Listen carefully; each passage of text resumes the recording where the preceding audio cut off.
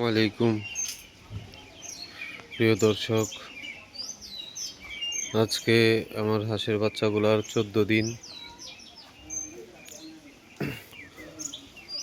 চুনা পায়খানাটা আগের থেকে অনেক কমেছে।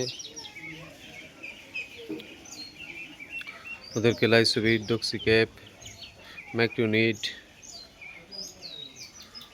2+ এবং জিঙ্ক এগুলো পর্যায়ক্রমে খাওয়াচ্ছি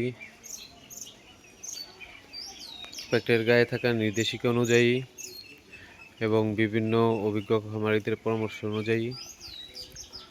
তো দেখতেছেন 14 দিনে কেমন গ্রোথ হয়েছে।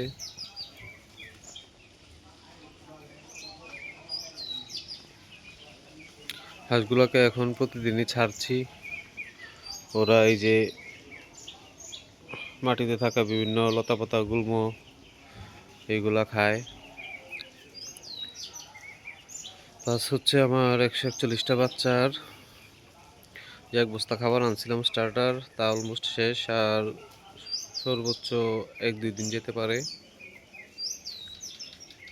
তারপর গ্রোয়ার ফিডের সাথে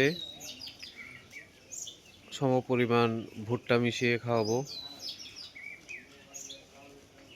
আর 22 থেকে 25 দিনের মধ্যে ডাক প্লেগের ভ্যাকসিনটা করব।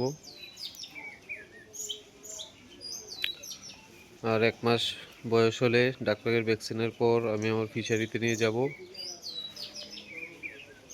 ওই জায়গায় অনেক বড় স্পেস, প্লাস হচ্ছে 2টা বড় পুকুর, একটা ছোট পুকুর আছে, সামনে একটা খাল আছে এবং সামনেই জানেন যে ধান কাটার পর ওই আশেপাশের ক্ষেতগুলোতেও হাঁসগুলোকে ছাড়বো। তখন খাবার খরচ অনেকই কমে আসবে।